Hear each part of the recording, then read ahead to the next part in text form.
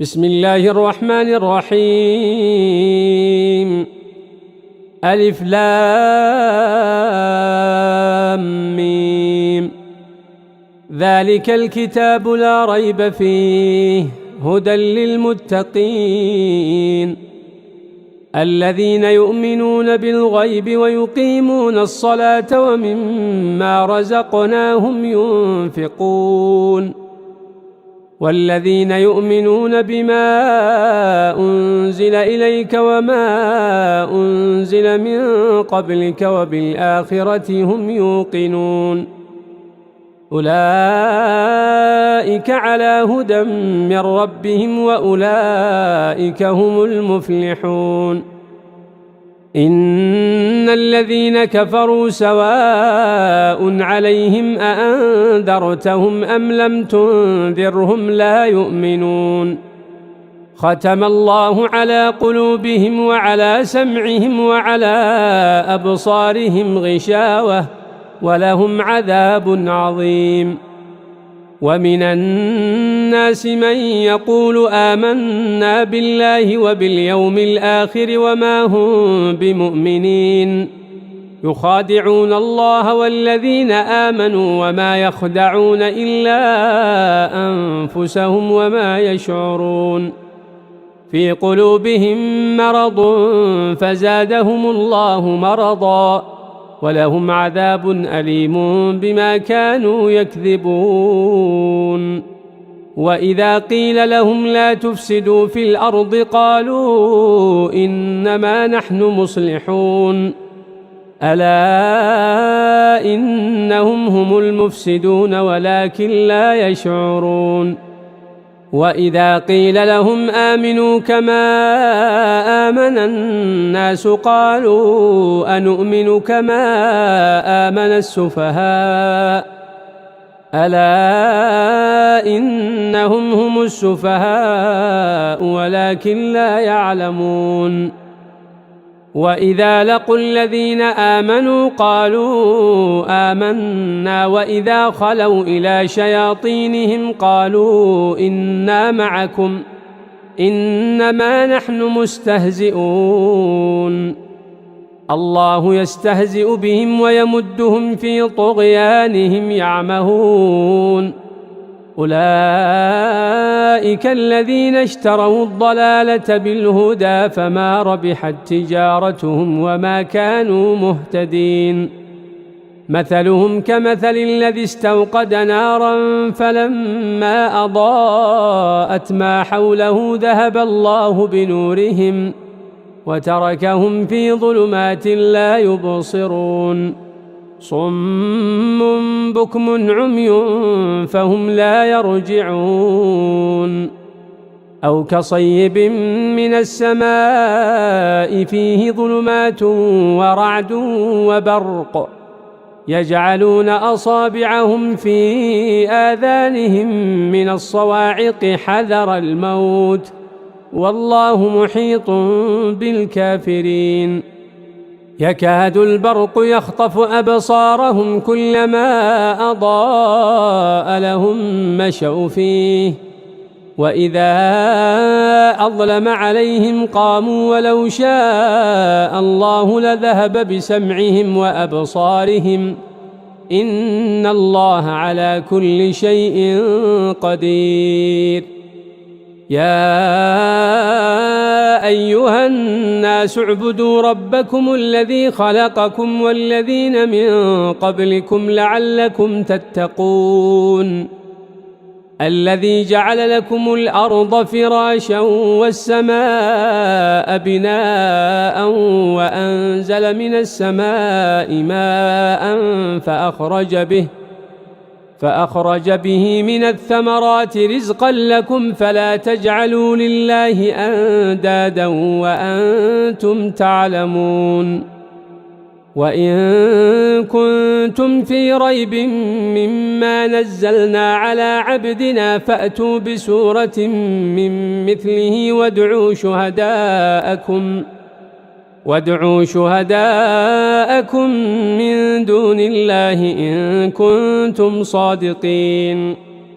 فإن لم تفعلوا ولن تفعلوا فاتقوا النار التي وقودها الناس والحجارة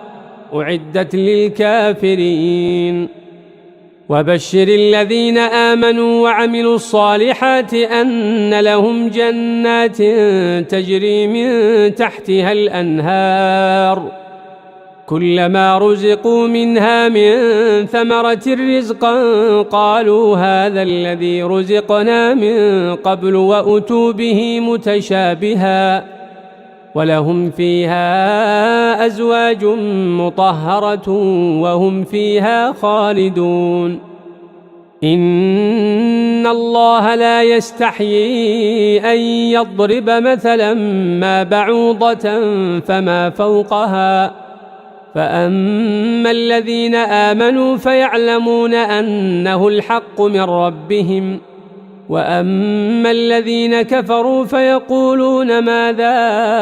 أراد الله بهذا مثلا يضل به كثيرا ويهدي به كثيرا وما يضل به إلا الفاسقين الذين ينقضون عهد الله من بعد ميثاقه ويقطعون ما أمر الله به أن يوصل ويفسدون في الأرض أولئك هم الخاسرون كيف تكفرون بالله وكنتم أمواتا فأحياكم ثم يميتكم ثم يحييكم ثم إليه ترجعون هو الذي خلق لكم ما في الأرض جميعا ثم استوى إلى السماء فسواهن 7 سماوات وهو بكل شيء عليم وإذ قال ربك للملائكة إني جاعل في الأرض خليفة قالوا أتجعل فيها من يفسد فيها ويسفك الدماء ونحن نسبح بحمدك ونقدس لك قال إني أعلم ما لا تعلمون وعلم آدم الأسماء كلها ثم عرضهم على الملائكة فقال أنبئوني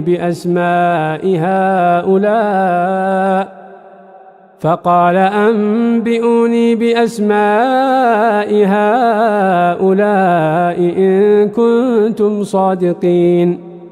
قالوا سبحانك لا علم لنا إلا ما علمتنا إنك أنت العليم الحكيم قال يا آدم أنبئهم بأسمائهم فلما أنبأهم بأسمائهم قال ألم أقل لكم إني أعلم غيب السماوات والأرض وأعلم ما تبدون وما كنتم تكتمون وإذ قلنا للملائكة اسجدوا لآدم فسجدوا إلا إبليس أبى واستكبر وكان من الكافرين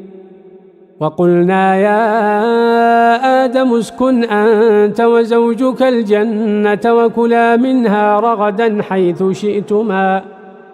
ولا تقربا هذه الشجرة فتكونا من الظالمين فأزلهما الشيطان عنها فأخرجهما مما كانا فيه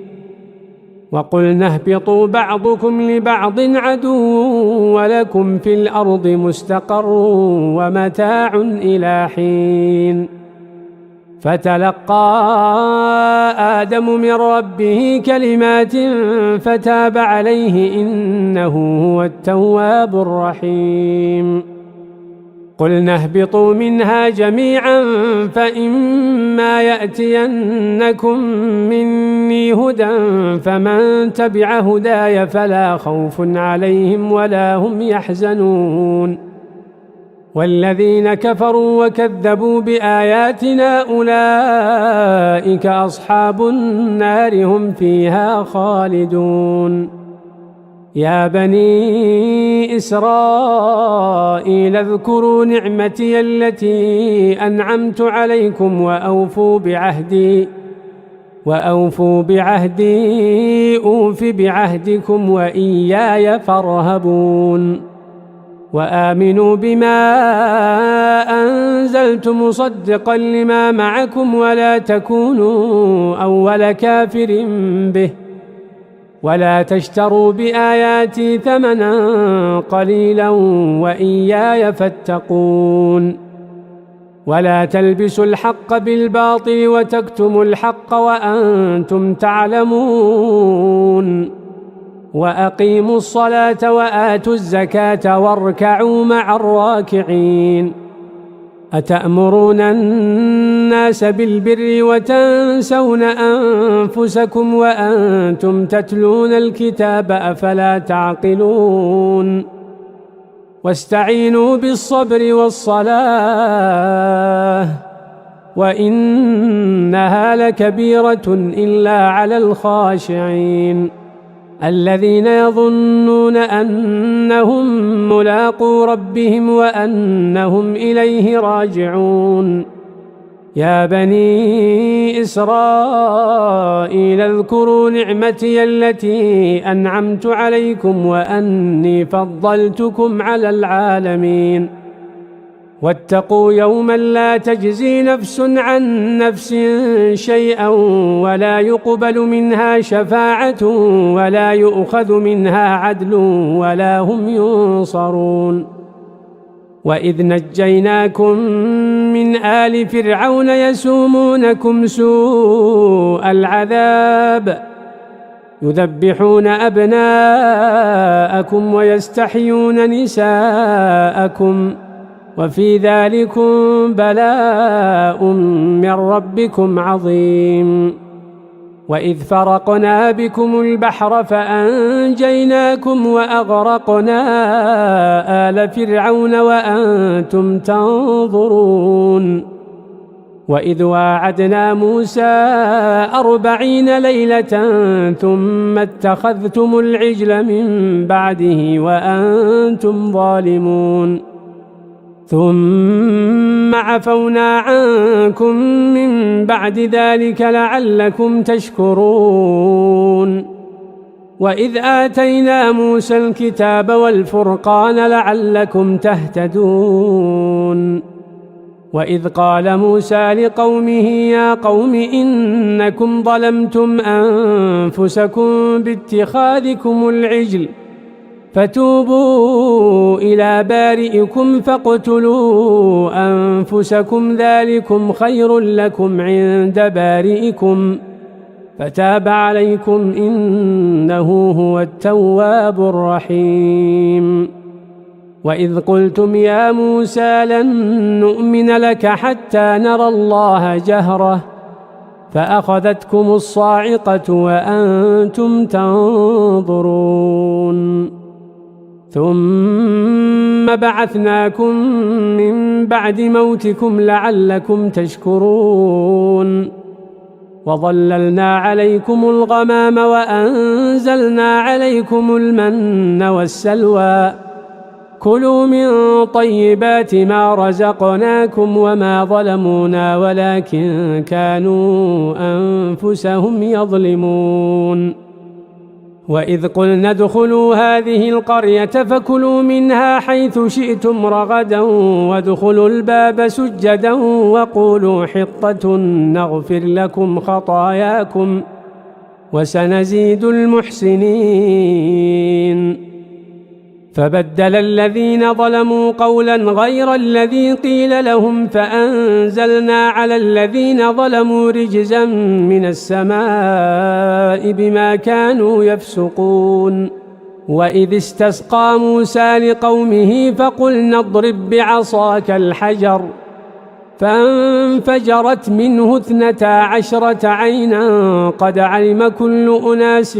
مشربهم كلوا واشربوا من رزق الله ولا تعثوا في الأرض مفسدين وإذ قلتم يا موسى لن نصبر على طعام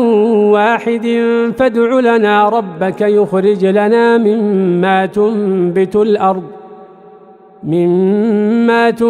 الأرض من بقلها وقثائها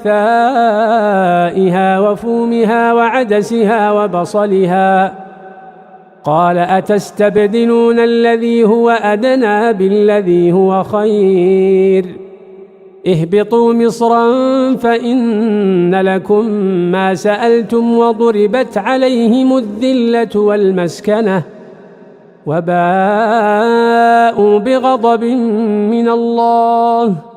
ذلك بأنهم كانوا يكفرون بآيات الله ويقتلون النبيين بغير الحق ذلك بما عصوا وكانوا يعتدون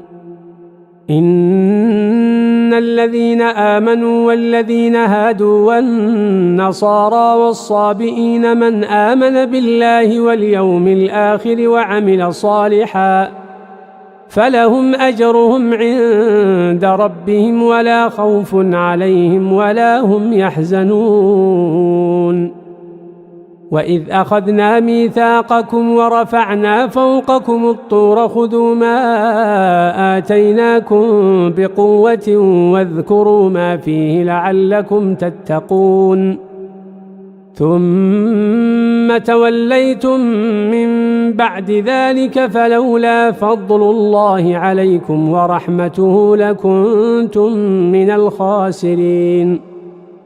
ولقد علمتم الذين اعتدوا منكم في السبت فقلنا لهم كونوا قردة خاسئين فجعلناها نكالا لما بين يديها وما خلفها وموعظة للمتقين وإذ قال موسى لقومه إن الله يأمركم أن تذبحوا بقرة قالوا أتتخذنا هزوا قال أعوذ بالله أن أكون من الجاهلين قالوا ادع لنا ربك يبين لنا ما هي قال إنه يقول إنها بقرة لا فارض ولا بكر عوان بين ذلك فافعلوا ما تؤمرون قالوا ادع لنا ربك يبين لنا ما لونها قال إنه يقول إنها بقرة صفراء فاقع لونها تسر الناظرين قالوا ادع لنا ربك يبين لنا ما هي إن البقرة شابه علينا وإنا إن شاء الله لمهتدون قال إنه يقول إنها بقرة لا ذلول تثير الأرض ولا تسقي الحرث مسلمة لا شية فيها قالوا الآن جئت بالحق فذبحوها وما كادوا يفعلون وإذ قتلتم نفسا فادارأتم فيها والله مخرج ما كنتم تكتمون فقلنا اضربوه ببعضها كذلك يحيي الله الموتى ويريكم آياته لعلكم تعقلون ثم قست قلوبكم من بعد ذلك فهي كالحجارة أو أشد قسوة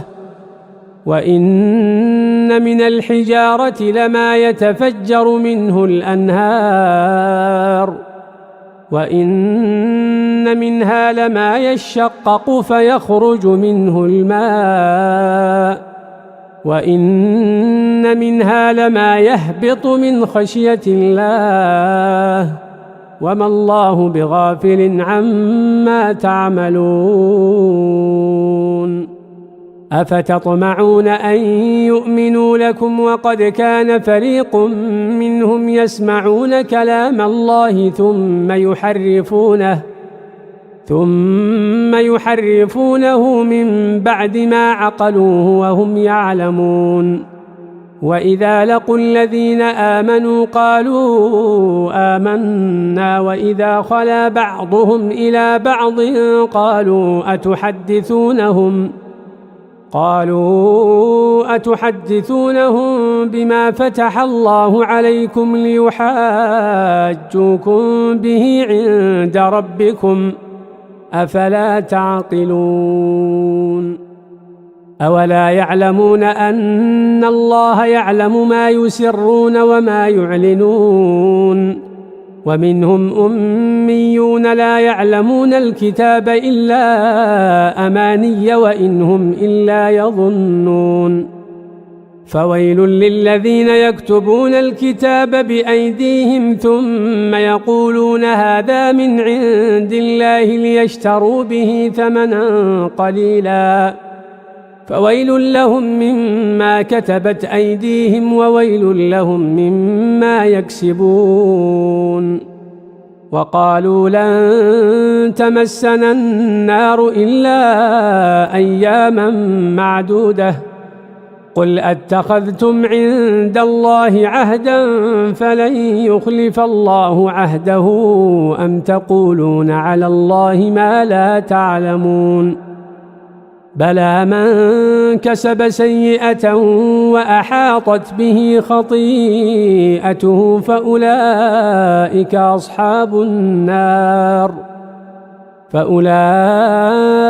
أصحاب النار هم فيها خالدون. والذين آمنوا وعملوا الصالحات أولئك أصحاب الجنة هم فيها خالدون. وإذ أخذنا ميثاق بني إسرائيل لا تعبدون إلا الله وبالوالدين إحسانا وذي القربى واليتامى والمساكين وقولوا للناس حسنا وأقيموا الصلاة وآتوا الزكاة ثم توليتم إلا قليلا منكم وأنتم معرضون. وإذ أخذنا ميثاقكم لا تسفكون دماءكم ولا تخرجون أنفسكم من دياركم ثم أقررتم وأنتم تشهدون. ثم أنتم هؤلاء تقتلون أنفسكم وتخرجون فريقا منكم من ديارهم تظاهرون عليهم بالإثم والعدوان وإن يأتوكم أسارى تفادوهم وهو محرم عليكم إخراجهم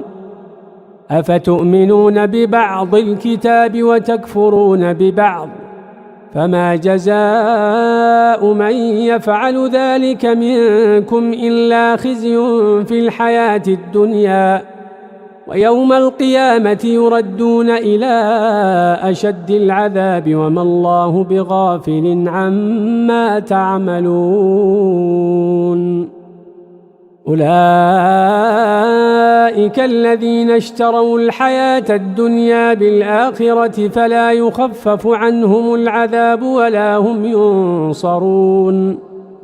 ولقد آتينا موسى الكتاب وقفينا من بعده بالرسل وآتينا عيسى ابن مريم البينات وأيدناه بروح القدس أفكلما جاءكم رسول بما لا تهوى أنفسكم استكبرتم ففريقا كذبتم وفريقا تقتلون. وقالوا قلوبنا غلف بل لعنهم الله بكفرهم فقليلا ما يؤمنون. ولما جاءهم كتاب من عند الله مصدق لما معهم وكانوا من قبل يستفتحون على الذين كفروا فلما جاءهم ما عرفوا كفروا به فلعنة الله على الكافرين. بئس ما اشتروا به أنفسهم أن يكفروا بما أنزل الله بغيا أن ينزل الله من فضله على من يشاء من عباده، فباءوا بغضب على غضب، وللكافرين عذاب مهين. وإذا قيل لهم آمنوا بما أنزل الله قالوا نؤمن بما أنزل علينا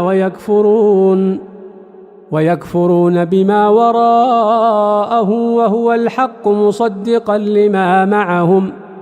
قل فلم تقتلون أنبياء الله من قبل إن كنتم مؤمنين؟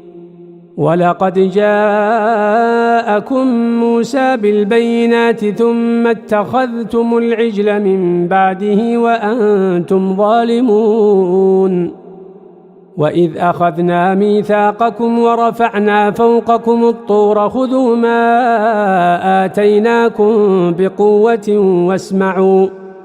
قالوا سمعنا وعصينا وأشربوا في قلوبهم العجل بكفرهم. قل بئس ما يأمركم به إيمانكم إن كنتم مؤمنين. قل إن كانت لكم الدار الآخرة عند الله خالصة من دون الناس فتمنوا الموت إن كنتم صادقين، ولن يتمنوه أبدا بما قدمت أيديهم، والله عليم بالظالمين. ولتجدنهم أحرص الناس على حياة ومن الذين أشركوا يود أحدهم لو يعمر 1000 سنة وما هو بمزحزحه من العذاب أن يعمر، والله بصير بما يعملون. قل من كان عدوا لجبريل فإنه نزله على قلبك بإذن الله مصدقا لما بين يديه وهدى وبشرى للمؤمنين. من كان عدوا لله وملائكته ورسله وجبريل وميكال فإن الله عدو للكافرين. ولقد أنزلنا إليك آيات بينات وما يكفر بها إلا الفاسقون. أوكلما عاهدوا عهدا نبذه فريق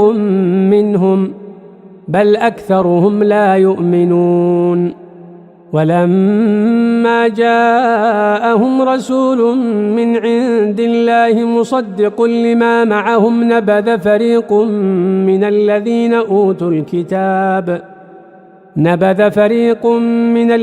أوتوا الكتاب كتاب الله وراء ظهورهم كأنهم لا يعلمون. واتبعوا ما تتلو الشياطين على ملك سليمان وما كفر سليمان ولكن الشياطين كفروا يعلمون الناس السحر وما أنزل على الملكين ببابل هاروت وماروت وما يعلمان من أحد حتى يقولا إنما نحن فتنة فلا تكفر،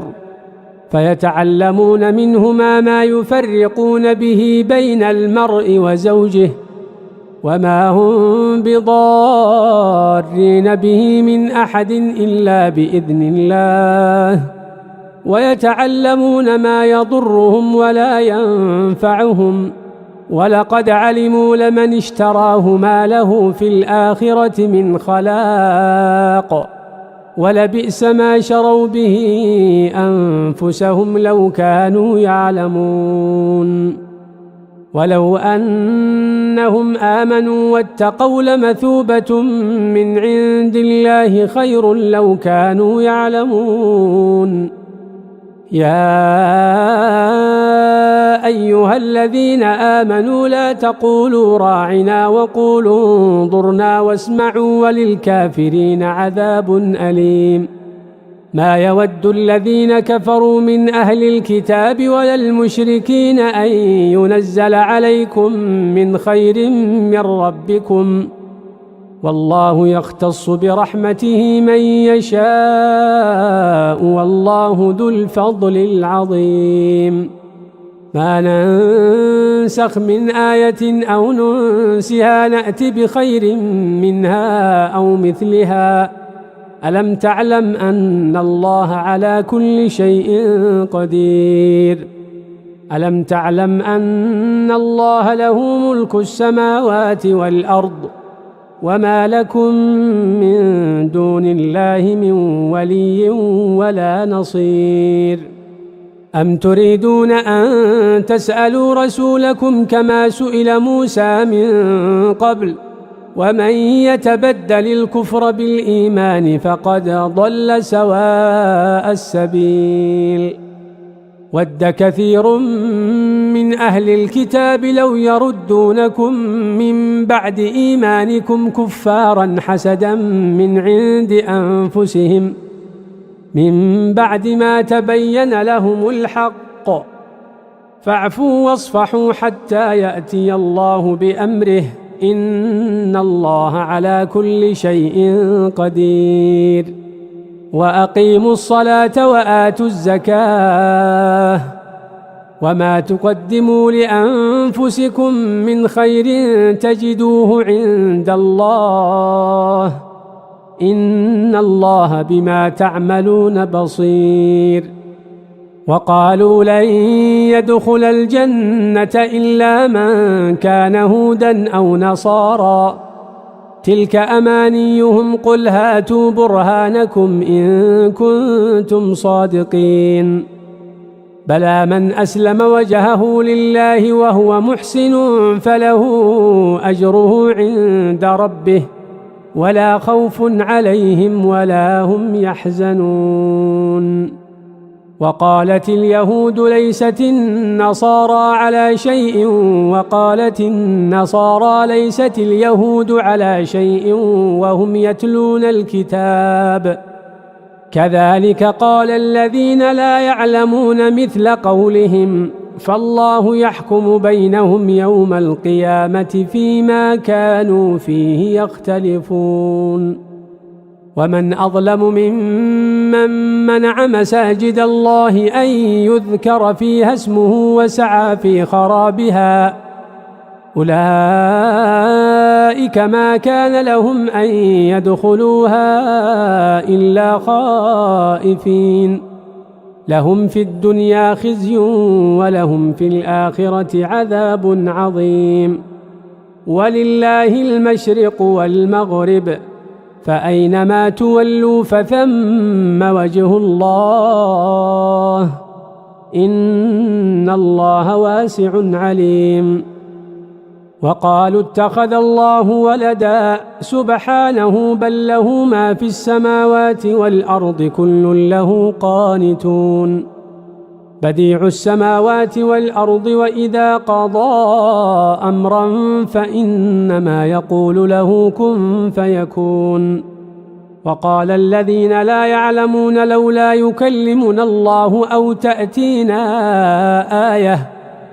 كذلك قال الذين من قبلهم مثل قولهم تشابهت قلوبهم قد بينا الآيات لقوم يوقنون إنا أرسلناك بالحق بشيرا ونذيرا ولا تسأل عن أصحاب الجحيم ولن ترضى عنك اليهود ولا النصارى حتى تتبع ملتهم قل إن هدى الله هو الهدى ولئن اتبعت أهواءهم بعد الذي جاءك من العلم ما لك من الله من ولي ولا نصير الذين آتيناهم الكتاب يتلونه حق تلاوته أولئك يؤمنون به ومن يكفر به فأولئك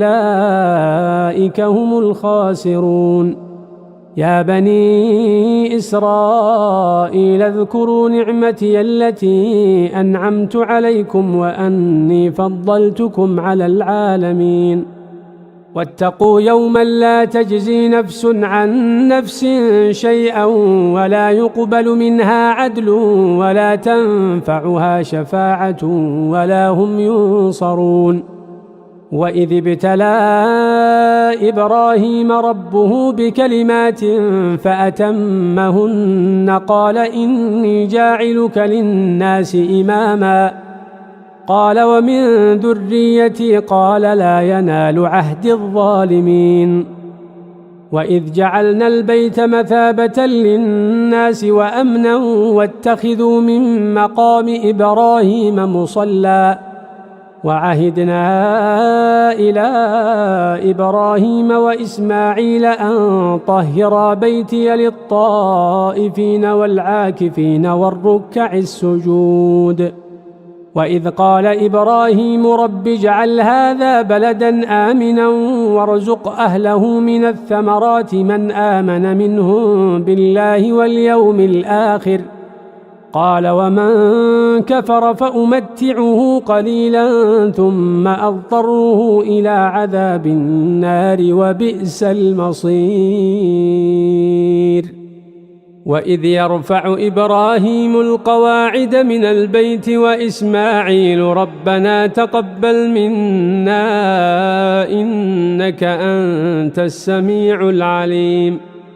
ربنا واجعلنا مسلمين لك ومن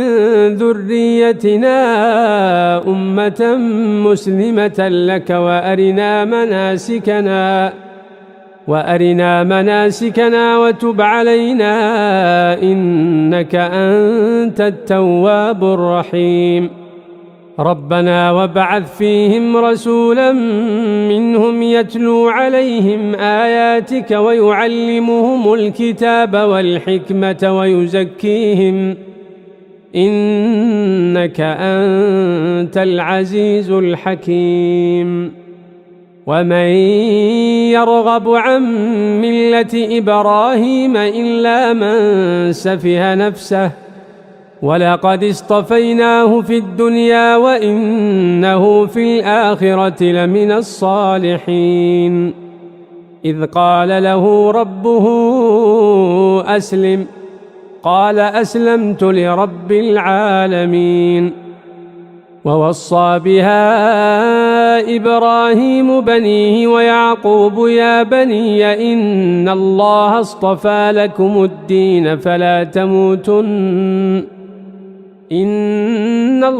اصطفى لكم الدين فلا تموتن إلا وأنتم مسلمون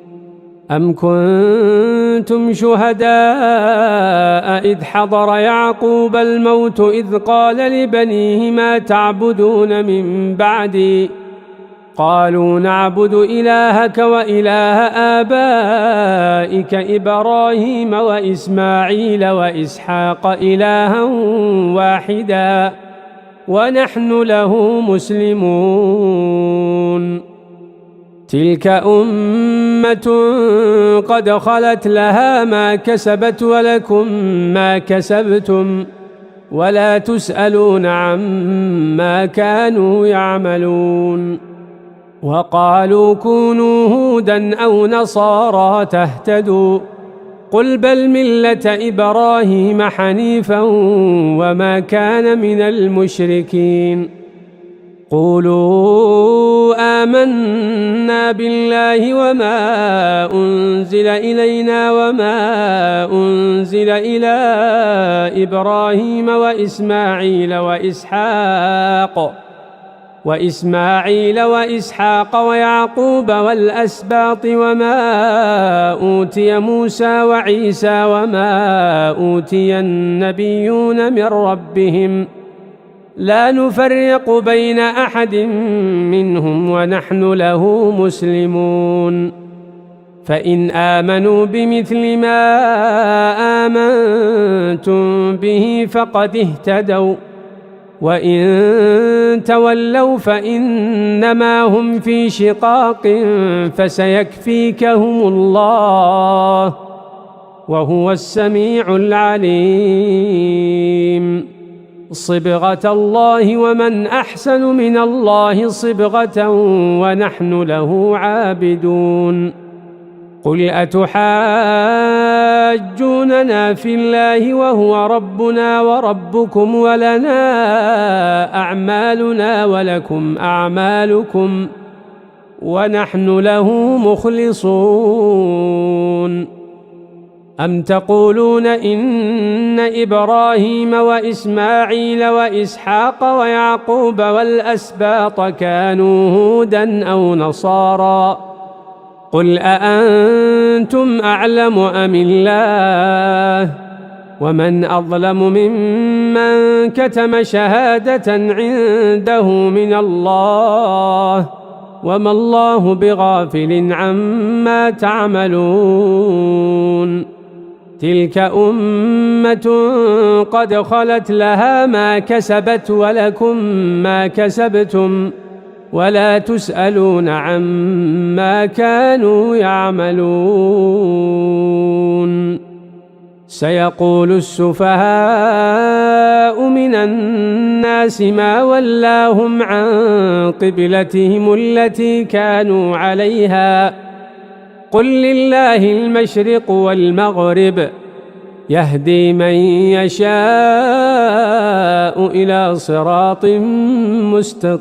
مستقيم. وكذلك جعلناكم أمة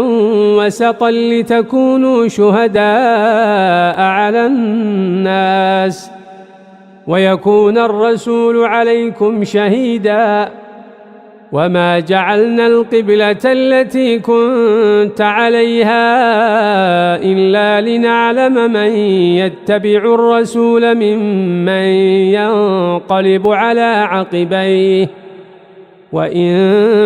كانت لكبيرة إلا على الذين هدى الله وما كان الله ليضيع إيمانكم إن الله بالناس لرؤوف رحيم. قد نرى تقلب وجهك في السماء فلنولينك قبلة ترضاها فول وجهك شطر المسجد الحرام وحيث ما كنتم فولوا وجوهكم شطره وإن الذين أوتوا الكتاب ليعلمون أنه الحق من ربهم وما الله بغافل عما يعملون. ولئن أتيت الذين أوتوا الكتاب بكل آية ما تبعوا قبلتك وما أنت بتابع قبلتهم وما بعضهم بتابع قبلة بعض ولئن اتبعت أهواءهم من بعد ما جاءك من العلم إنك إذا لمن الظالمين.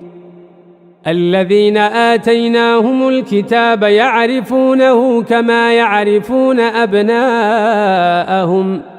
وإن فريقا منهم ليكتمون الحق وهم يعلمون. الحق من ربك فلا تكونن من الممترين. ولكل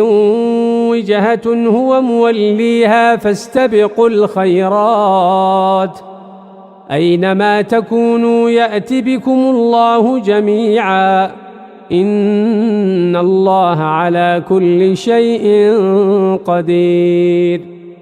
ومن حيث خرجت فول وجهك شطر المسجد الحرام وإنه للحق من ربك وما الله بغافل عما تعملون. ومن حيث خرجت فول وجهك شطر المسجد الحرام وحيث ما كنتم فولوا وجوهكم شطره لئلا يكون للناس عليكم حجة إلا الذين ظلموا منهم فلا تخشوهم واخشوني ولأتم نعمتي عليكم ولعلكم تهتدون كما أرسلنا فيكم رسولا منكم يتلو عليكم آياتنا ويزكيكم ويعلمكم الكتاب والحكمة ويعلمكم ما لم تكونوا تعلمون فاذكروني أذكركم واشكروا لي ولا تكفرون يا أيها الذين آمنوا استعينوا بالصبر والصلاة إن الله مع الصابرين ولا تقولوا لمن يقتل في سبيل الله أموات بل أحياء ولكن لا تشعرون ولنبلونكم بشيء من الخوف والجوع ونقص من الأموال والأنفس والثمرات وبشر الصابرين الذين إذا أصابتهم مصيبة قالوا إنا لله وإنا إليه راجعون أولئك عليهم صلوات من ربهم ورحمة وأولئك هم المهتدون إن الصفا والمروة من شعائر الله فمن حج البيت أو اعتمر فلا جناح عليه أن يطوف بهما ومن تطوع خيرا فإن الله شاكر عليم إن الذين يكتمون ما أنزلنا من البينات والهدى من بعد ما بيناه للناس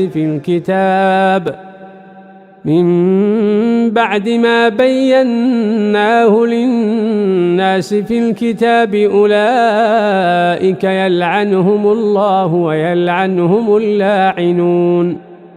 إلا الذين تابوا وأصلحوا وبينوا فأولئك أتوب عليهم وأنا التواب الرحيم إن الذين كفروا وماتوا وهم كفار أولئك عليهم لعنة الله والملائكة والناس أجمعين خالدين فيها لا يخفف عنهم العذاب ولا هم ينظرون وإلهكم إله واحد لا إله إلا هو الرحمن الرحيم إن في خلق السماوات والأرض واختلاف الليل والنهار والفلك التي تجري في البحر بما ينفع الناس وما أنزل الله من السماء من ماء فأحيا به الأرض بعد موتها وبث فيها من كل دابة وتصريف الرياح والسحاب المسخر بين السماء والأرض لآيات لقوم يعقلون ومن الناس من يتخذ من دون الله أندادا يحبونهم كحب الله والذين آمنوا أشد حبا لله ولو يرى الذين ظلموا إذ يرون العذاب أن القوة لله جميعا وأن الله شديد العذاب إذ تبرأ الذين اتبعوا من الذين اتبعوا ورأوا العذاب وتقطعت بهم الأسباب وقال الذين اتبعوا لو أن لنا كرة فنتبرأ منهم كما تبرأوا منا كذلك يريهم الله أعمالهم حسرات عليهم وما هم بخارجين من النار يا أيها الناس كلوا مما في الأرض حلالا طيبا ولا تتبعوا خطوات الشيطان إنه لكم عدو مبين إنما يأمركم بالسوء والفحشاء وأن تقولوا على الله ما لا تعلمون وإذا قيل لهم اتبعوا ما أنزل الله قالوا بل نتبع ما ألفينا عليه آباءنا أولو كان آباؤهم لا يعقلون شيئا ولا يهتدون ومثل الذين كفروا كمثل الذي ينعق بما لا يسمع إلا دعاء ونداء صم بكم عمي فهم لا يعقلون يا أيها الذين آمنوا كلوا من طيبات ما رزقناكم واشكروا لله إن كنتم إياه تعبدون إنما حرم عليكم الميتة والدم ولحم الخنزير وما أهل به لغير الله فمن اضطر غير باغ ولا عاد فلا إثم عليه إن الله غفور رحيم إن الذين يكتمون ما أنزل الله من الكتاب ويشترون به ثمنا قليلا أولئك ما يأكلون في بطونهم إلا النار ولا يكلمهم الله يوم القيامة ولا يزكيهم ولهم عذاب أليم أولئك الذين اشتروا الضلالة بالهدى والعذاب بالمغفرة فما أصبرهم على النار ذلك بأن الله نزل الكتاب بالحق وإن الذين اختلفوا في الكتاب لفي شقاق بعيد ليس البر أن تولوا وجوهكم قبل المشرق والمغرب ولكن البر من آمن بالله واليوم الآخر والملائكة والكتاب والنبيين وآتى المال على حبه ذوي القربى واليتامى والمساكين وابن السبيل والسائلين وفي الرقاب وأقام الصلاة وآتى الزكاة والموفون بعهدهم إذا عاهدوا والصابرين في البأساء والضراء وحين البأس أولئك الذين صدقوا وأولئك هم المتقون يا أيها الذين آمنوا كتب عليكم القصاص في القتلى الحر بالحر والعبد بالعبد والأنثى بالأنثى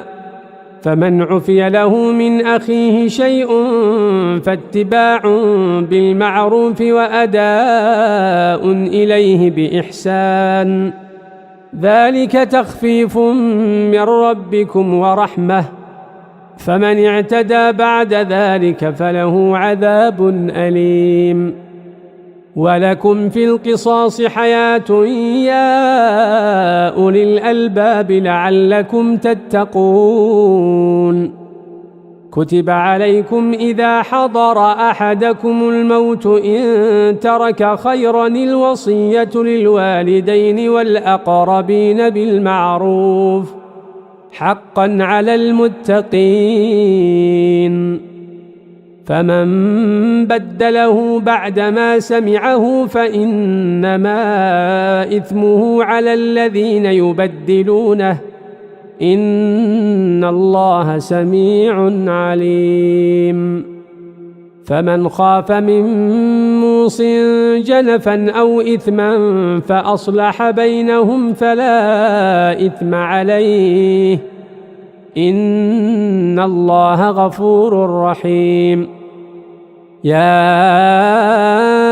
أيها الذين آمنوا كتب عليكم الصيام كما كتب على الذين من قبلكم لعلكم تتقون أياما معدودات فمن كان منكم مريضا أو على سفر فعدة من أيام أخر وعلى الذين يطيقونه فدية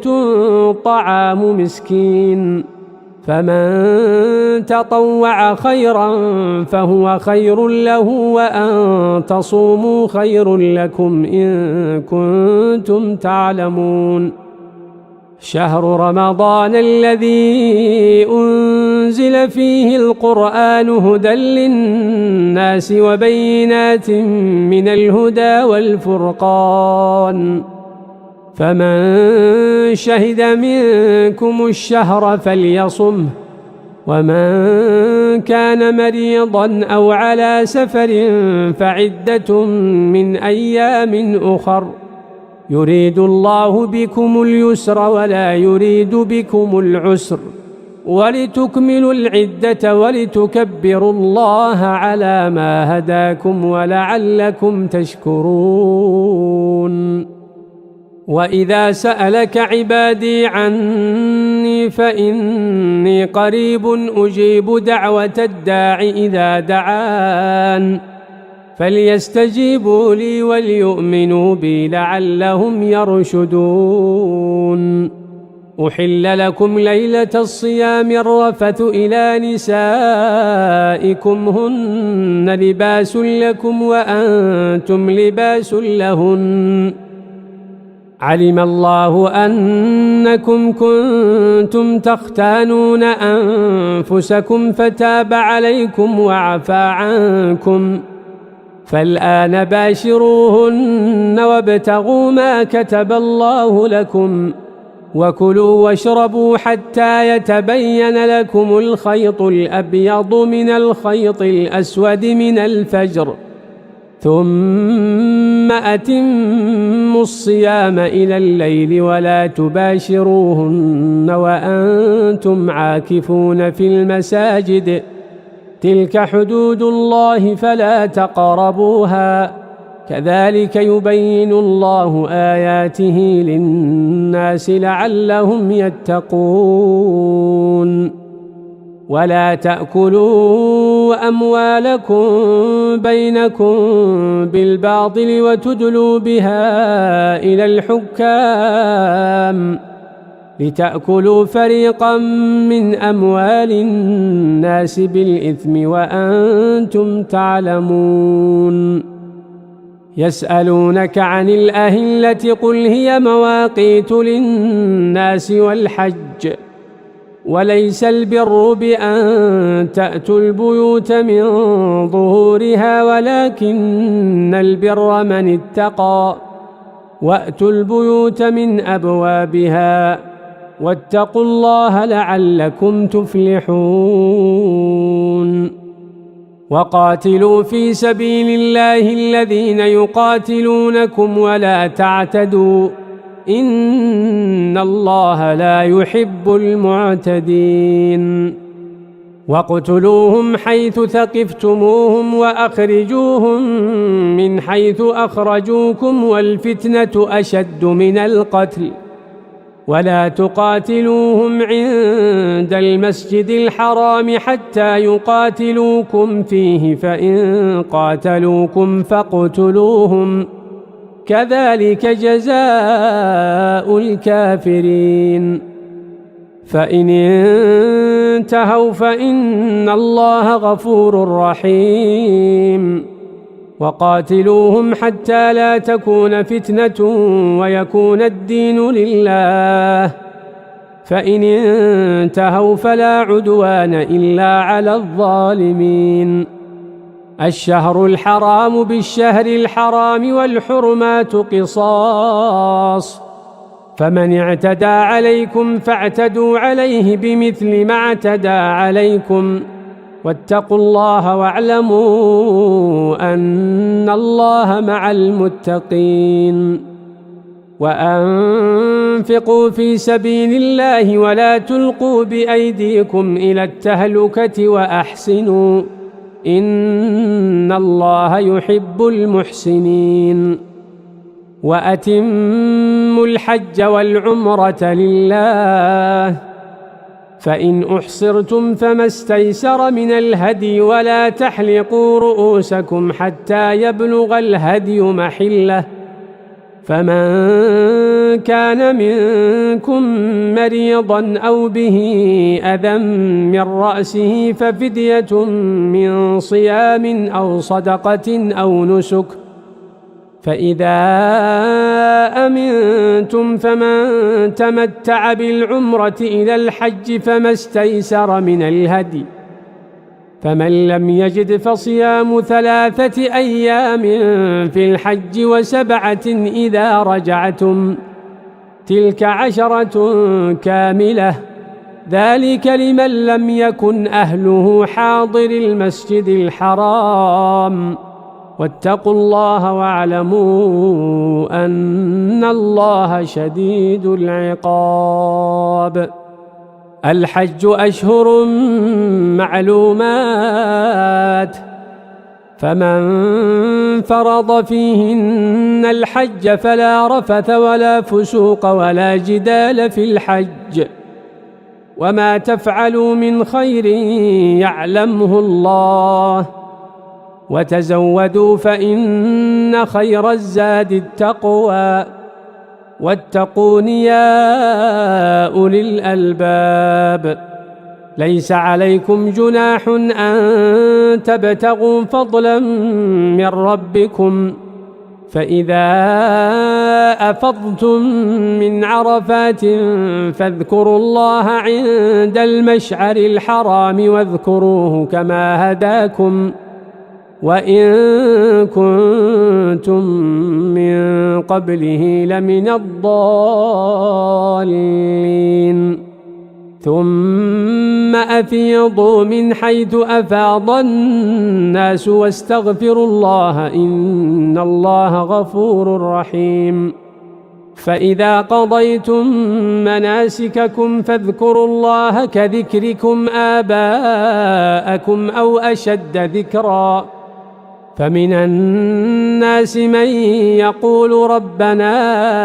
آتنا في الدنيا وما له في الآخرة من خلاق ومنهم من يقول ربنا آتنا في الدنيا حسنة وفي الآخرة حسنة وقنا عذاب النار أولئك لهم نصيب مما كسبوا والله سريع الحساب واذكروا الله في أيام معدودات فمن تعجل في يومين فلا إثم عليه ومن تأخر فلا إثم عليه لمن اتقى واتقوا الله واعلموا أنكم إليه تحشرون. ومن الناس من يعجبك قوله في الحياة الدنيا ويشهد الله على ما في قلبه وهو ألد الخصام، وإذا تولى سعى في الأرض ليفسد فيها ويهلك الحرث والنسل، والله لا يحب الفساد. وإذا قيل له اتق الله أخذته العزة بالإثم فحسبه جهنم ولبئس المهاد. ومن الناس من يشري نفسه ابتغاء مرضات الله والله رؤوف بالعباد. يا أيها الذين آمنوا ادخلوا في السلم كافة ولا تتبعوا خطوات الشيطان إنه لكم عدو مبين. فإن زللتم من بعد ما جاءتكم البينات فاعلموا أن الله عزيز حكيم. هل ينظرون إلا أن يأتيهم الله في ظلل من الغمام والملائكة وقضي الأمر وإلى الله ترجع الأمور. سل بني إسرائيل كم آتيناهم من آية بينة ومن يبدل نعمة الله من بعد ما جاءته فإن الله شديد العقاب. زين للذين كفروا الحياة الدنيا ويسخرون من الذين آمنوا والذين اتقوا فوقهم يوم القيامة والله يرزق من يشاء بغير حساب. كان الناس أمة واحدة فبعث الله النبيين مبشرين ومنذرين وأنزل معهم الكتاب بالحق ليحكم بين الناس فيما اختلفوا فيه وما اختلف فيه إلا الذين أوتوه من بعد ما جاءتهم البينات بغيا بينهم فهدى الله الذين آمنوا لما اختلفوا فيه من الحق بإذنه والله يهدي من يشاء إلى صراط مستقيم. أم حسبتم أن تدخلوا الجنة ولما يأتكم مثل الذين خلوا من قبلكم مستهم البأساء والضراء وزلزلوا حتى يقول الرسول والذين آمنوا معه متى نصر الله ألا إن نصر الله قريب. يسألونك ماذا ينفقون قل ما أنفقتم من خير فللوالدين والأقربين واليتامى والمساكين وابن السبيل وما تفعلوا من خير فإن الله به عليم. كتب عليكم القتال وهو كره لكم وعسى أن تكرهوا شيئا وهو خير لكم وعسى أن تحبوا شيئا وهو شر لكم والله يعلم وأنتم لا تعلمون. يسألونك عن الشهر الحرام قتال فيه قل قتال فيه كبير وصد عن سبيل الله وكفر به والمسجد الحرام وإخراج أهله منه أكبر عند الله والفتنة أكبر من القتل ولا يزالون يقاتلونكم حتى يردوكم عن دينكم إن استطاعوا ومن يرتدد منكم عن دينه فيمت وهو كافر فأولئك حبطت أعمالهم في الدنيا والآخرة وأولئك أصحاب النار هم فيها خالدون. إن الذين آمنوا والذين هاجروا وجاهدوا في سبيل الله أولئك يرجون رحمة الله والله غفور رحيم. يسألونك عن الخمر والميسر قل فيهما إثم كبير ومنافع للناس وإثمهما أكبر من نفعهما ويسألونك ماذا ينفقون قل العفو كذلك يبين الله لكم الآيات لعلكم تتفكرون في الدنيا والآخرة. ويسألونك عن اليتامى قل إصلاح لهم خير وإن تخالطوهم فإخوانكم والله يعلم المفسد من المصلح ولو شاء الله لأعنتكم إن الله عزيز حكيم. ولا تنكحوا المشركات حتى يؤمنن ولأمة مؤمنة خير من مشركة ولو أعجبتكم ولا تنكحوا المشركين حتى يؤمنوا ولعبد مؤمن خير من مشرك ولو أعجبكم أولئك يدعون إلى النار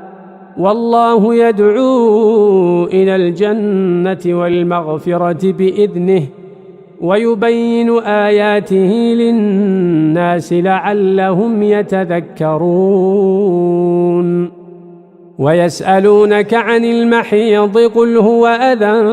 فاعتزلوا النساء في المحيض ولا تقربوهن حتى يطهرن فإذا تطهرن فأتوهن من حيث أمركم الله إن الله يحب التوابين ويحب المتطهرين. نساؤكم حرث لكم فأتوا حرثكم أنى شئتم وقدموا لأنفسكم واتقوا الله واعلموا أنكم ملاقوه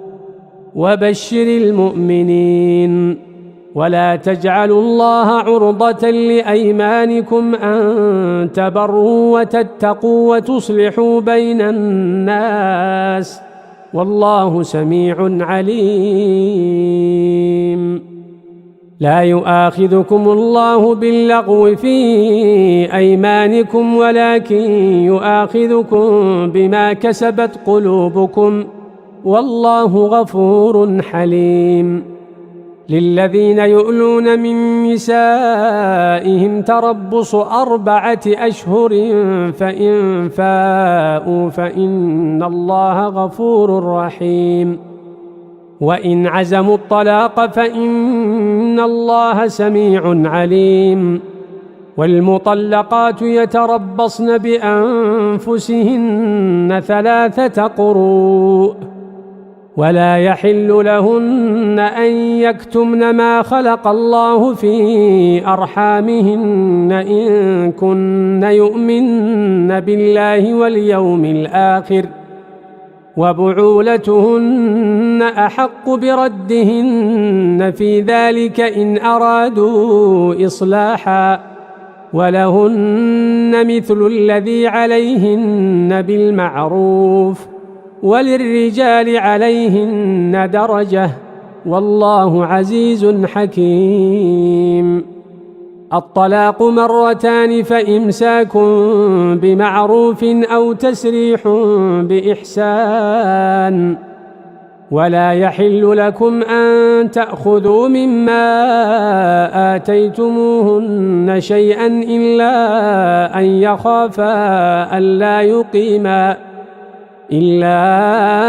يخافا ألا يقيما حدود الله،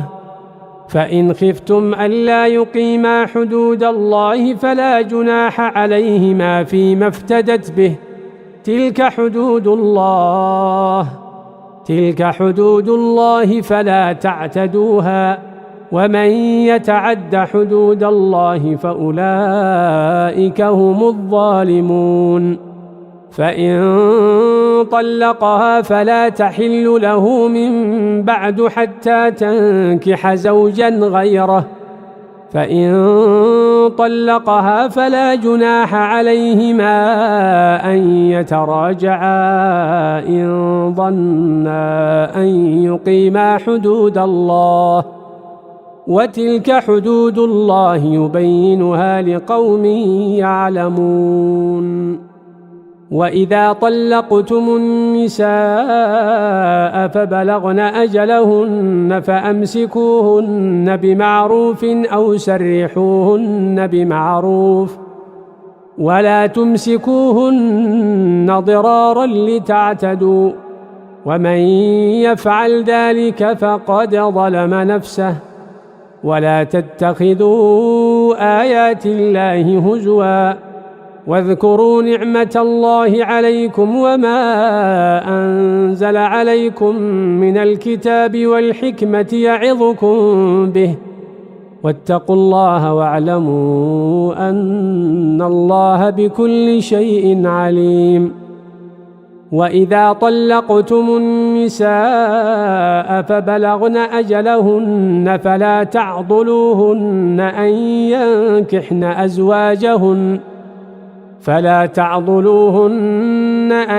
ينكحن أزواجهن إذا تراضوا بينهم بالمعروف، ذلك يوعظ به من كان منكم يؤمن بالله واليوم الآخر، ذلكم أزكى لكم وأطهر، والله يعلم وأنتم لا تعلمون.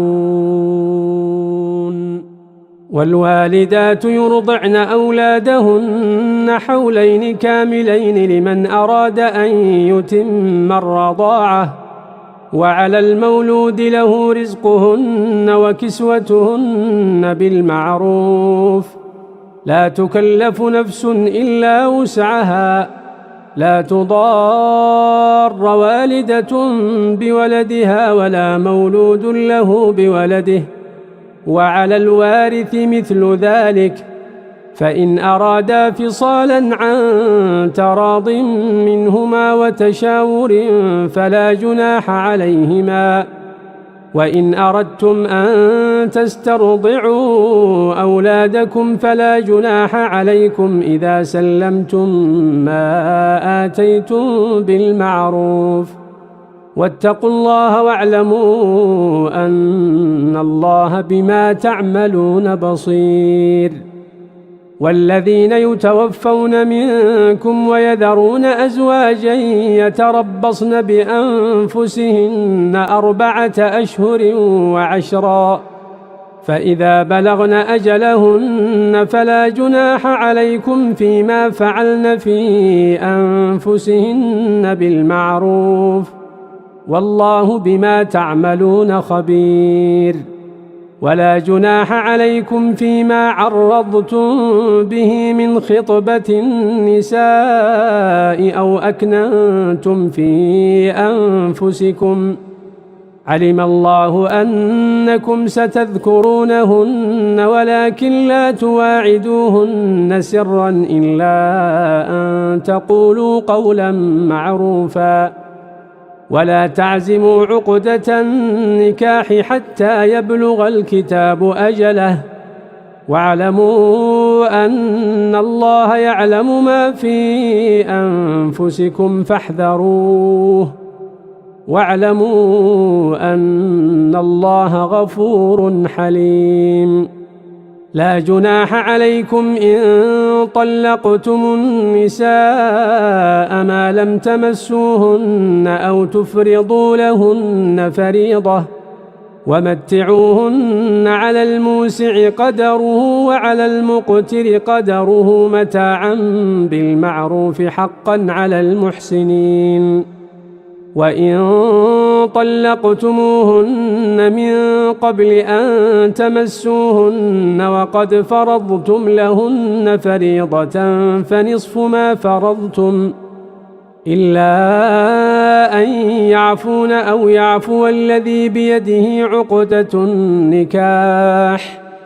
وأن تعفوا أقرب للتقوى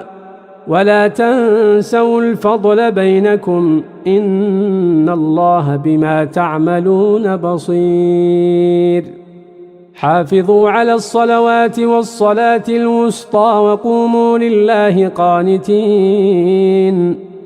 فإن خفتم فرجالا أو ركبانا فإذا أمنتم فاذكروا الله كما علمكم ما لم تكونوا تعلمون. والذين يتوفون منكم ويذرون أزواجا وصية لأزواجهم متاعا إلى الحول غير إخراج فإن خرجن فلا جناح عليكم فيما فعلن في أنفسهن من معروف والله عزيز حكيم. وللمطلقات متاع بالمعروف حقا على المتقين كذلك يبين الله لكم آياته لعلكم تعقلون. ألم تر إلى الذين خرجوا من ديارهم وهم ألوف حذر الموت فقال لهم الله موتوا ثم أحياهم إن الله لذو فضل على الناس ولكن أكثر الناس لا يشكرون. وقاتلوا في سبيل الله واعلموا أن الله سميع عليم. من ذا الذي يقرض الله قرضا حسنا فيضاعفه له أضعافا كثيرة والله يقبض ويبسط وإليه ترجعون. ألم تر إلى الملأ من بني إسرائيل من بعد موسى إذ قالوا لنبي له ابعث لنا ملكا نقاتل في سبيل الله قال هل عسيتم إن كتب عليكم القتال ألا تقاتلوا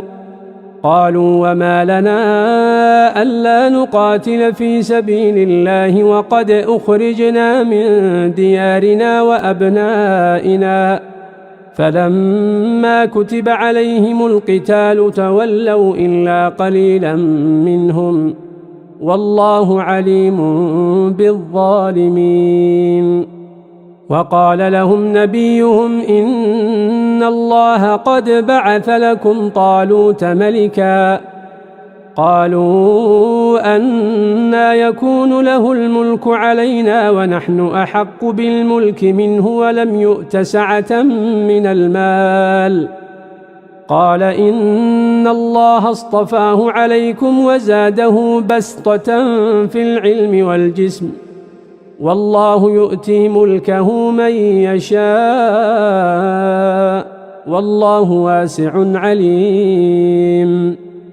وقال لهم نبيهم إن آية ملكه أن يأتيكم التابوت فيه سكينة من ربكم وبقية مما ترك آل موسى وآل هارون تحمله الملائكة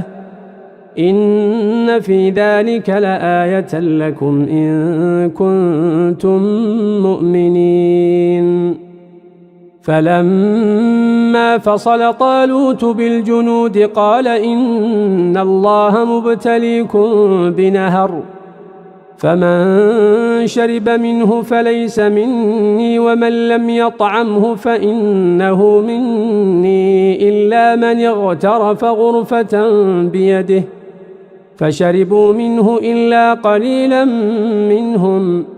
فلما جاوزه هو والذين آمنوا معه قالوا لا طاقة لنا اليوم بجالوت وجنوده قال الذين يظنون أنهم ملاقو الله كم من فئة قليلة غلبت فئة كثيرة بإذن الله والله مع الصابرين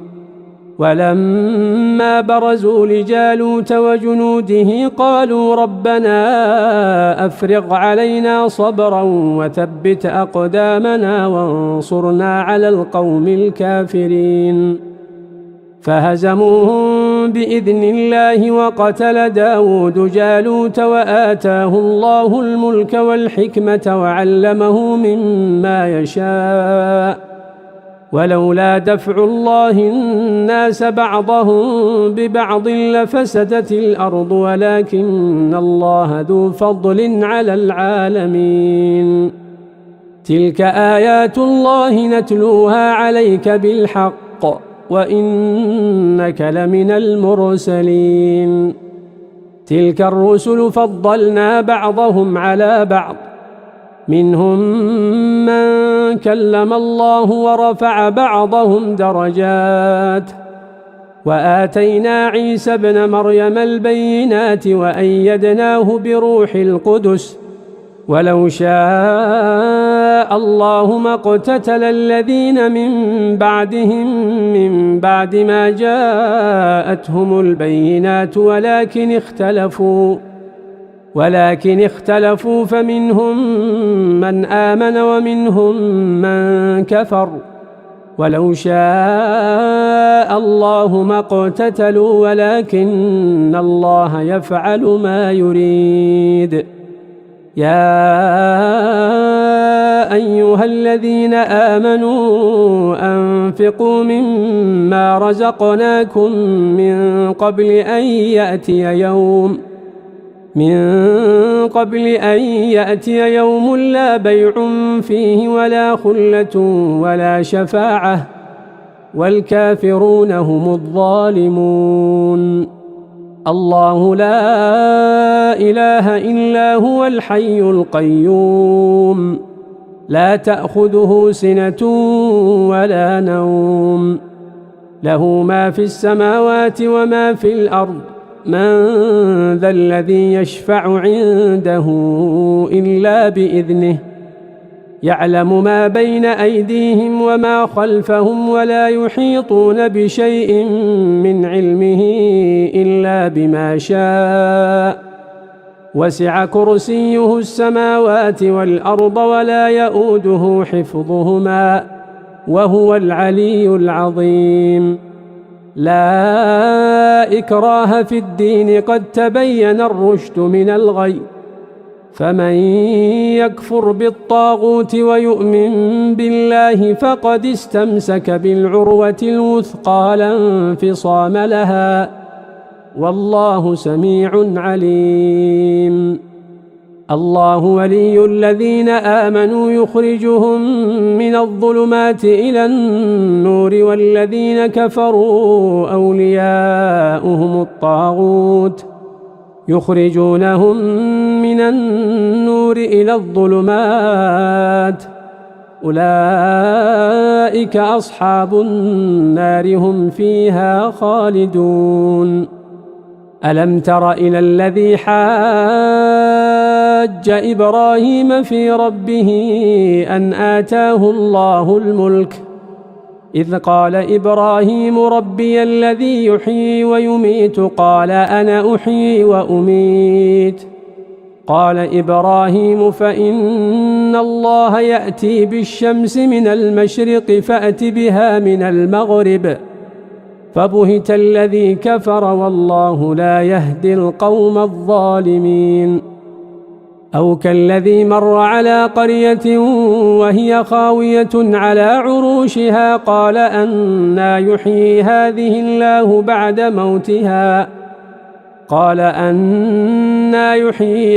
الله بعد موتها فأماته الله 100 عام ثم بعثه قال كم لبثت؟ قال لبثت يوما أو بعض يوم. قال بل لبثت 100 عام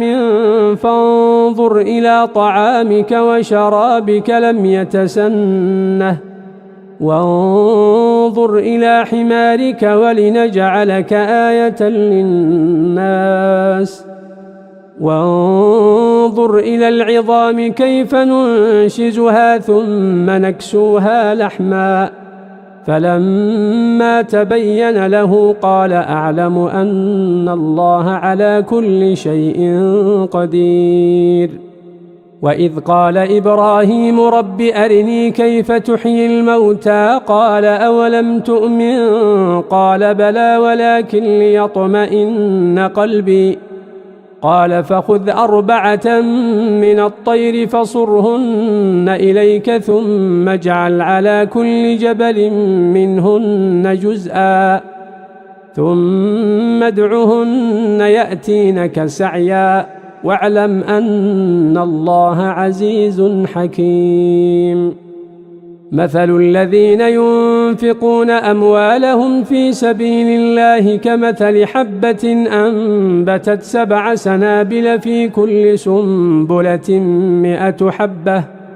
والله يضاعف لمن يشاء والله واسع عليم. الذين ينفقون أموالهم في سبيل الله ثم لا يتبعون ما أنفقوا منا ولا أذى لهم أجرهم عند ربهم ولا خوف عليهم ولا هم يحزنون. قول معروف ومغفرة خير من صدقة يتبعها أذى والله غني حليم. يا أيها الذين آمنوا لا تبطلوا صدقاتكم بالمن والأذى كالذي ينفق ماله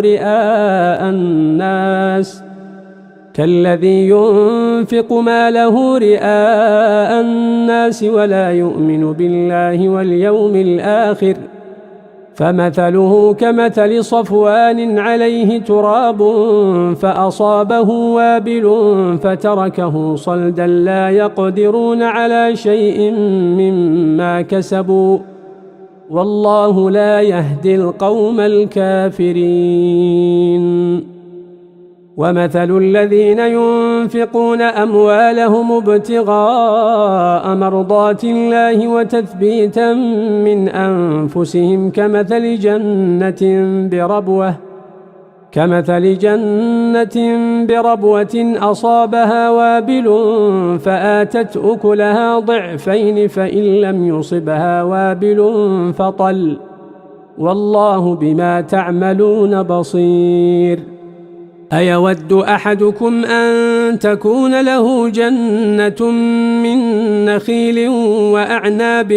تجري من تحتها الأنهار له فيها من كل الثمرات وأصابه الكبر وله ذرية ضعاء فأصابها إعصار فيه نار فاحترقت كذلك يبين الله لكم الآيات لعلكم تتفكرون.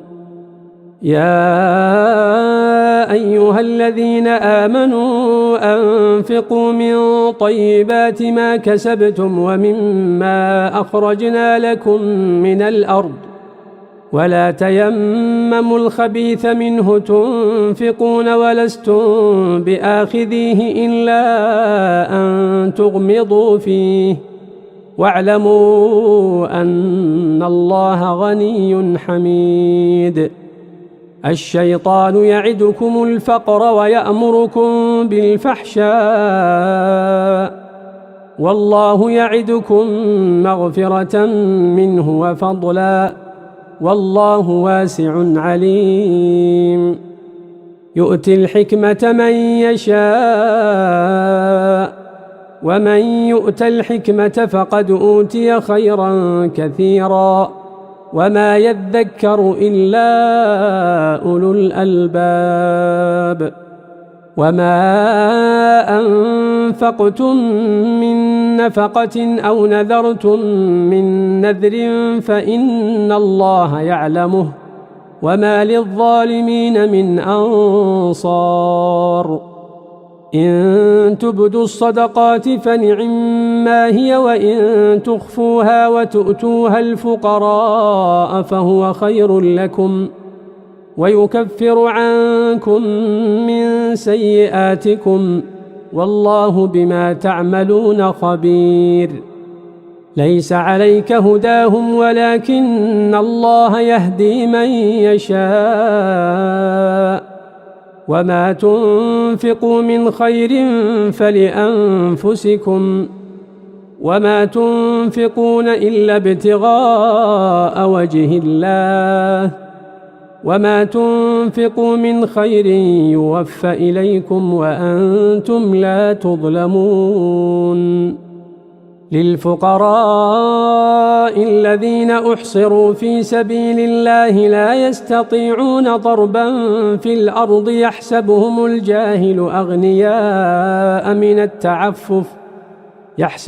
الجاهل أغنياء من التعفف تعرفهم بسيماهم لا يسألون الناس إلحافا وما تنفقوا من خير فإن الله به عليم الذين ينفقون أموالهم بالليل والنهار سرا وعلانية فلهم أجرهم عند ربهم ولا خوف عليهم ولا هم يحزنون الذين يأكلون الربا لا يقومون إلا كما يقوم الذي يتخبطه الشيطان من المس ذلك بأنهم قالوا إنما البيع مثل الربا وأحل الله البيع وحرم الربا فمن جاءه موعظة من ربه فانتهى فله ما سلف وأمره إلى الله ومن عاد فأولئك أصحاب النار هم فيها خالدون يمحق الله الربا ويربي الصدقات والله لا يحب كل كفار أثيم إن الذين آمنوا وعملوا الصالحات وأقاموا الصلاة وآتوا الزكاة لهم أجرهم عند ربهم ولا خوف عليهم ولا هم يحزنون يا أيها الذين آمنوا اتقوا الله وذروا ما بقي من الربا إن كنتم مؤمنين فإن لم تفعلوا فأذنوا بحرب من الله ورسوله وإن تبتم فلكم رؤوس أموالكم لا تظلمون ولا تظلمون وإن كان ذو عسرة فنظرة إلى ميسرة وأن تصدقوا خير لكم إن كنتم تعلمون واتقوا يوما ترجعون فيه إلى الله ثم توفى كل نفس ما كسبت وهم لا يظلمون يا أيها الذين آمنوا إذا تداينتم بدين إلى أجل مسمى فاكتبوه وليكتب بينكم كاتب بالعدل ولا يأب كاتب أن يكتب كما علمه الله فليكتب وليملل الذي عليه الحق وليتق الله ربه ولا يبخس منه شيئا فإن كان الذي عليه الحق سفيها أو ضعيفا أو لا يستطيع أن يمل هو فليملل وليه بالعدل واستشهدوا شهيدين من رجالكم فإن لم يكونا رجلين فرجل وامرأتان ممن ترضون من الشهداء أن تضل إحداهما فتذكر إحداهما الأخرى ولا يأبى الشهداء إذا ما دعوا ولا تسأموا أن تكتبوه صغيرا أو كبيرا إلى أجله ذلكم أقسط عند الله وأقوم للشهادة وأدنى أن لا ترتابوا إلا أن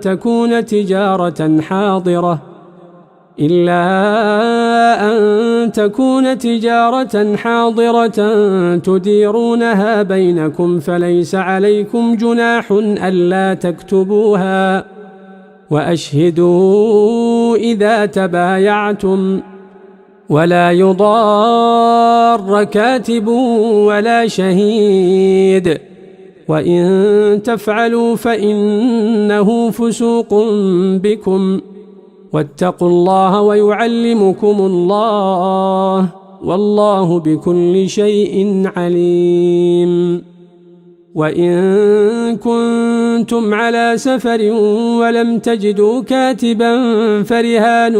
مقبوضة فإن أمن بعضكم بعضا فليؤد الذي اؤتمن أمانته وليتق الله ربه ولا تكتموا الشهادة ومن يكتمها فإنه آثم قلبه والله بما تعملون عليم لله ما في السماوات وما في الأرض وإن تبدوا ما في أنفسكم أو تخفوه يحاسبكم به الله فيغفر لمن يشاء ويعذب من يشاء والله على كل شيء قدير آمن الرسول بما أنزل إليه من ربه والمؤمنون كل آمن بالله وملائكته وكتبه ورسله لا نفرق بين أحد من رسله وقالوا سمعنا وأطعنا غفرانك ربنا وإليك المصير لا يكلف الله نفسا إلا وسعها لها ما كسبت وعليها ما اكتسبت ربنا لا تؤاخذنا إن نسينا أو أخطأنا ربنا ولا تحمل علينا إصرا كما حملته على الذين من قبلنا ربنا ولا تحملنا ما لا طاقة لنا به واعف عنا واغفر لنا وارحمنا أنت مولانا فانصرنا على القوم الكافرين